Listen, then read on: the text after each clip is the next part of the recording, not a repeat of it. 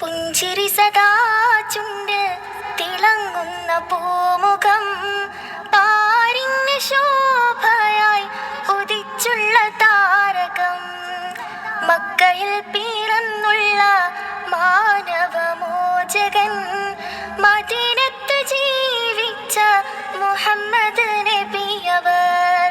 പുഞ്ചിരി സദാ ചുണ്ടിൽ തിളങ്ങുന്ന പൂമുഖം, പാരിന് ശോഭയായി ഉദിച്ചുള്ള താരകം, മക്കയിൽ പിറന്നുള്ള മാനവമോചകൻ.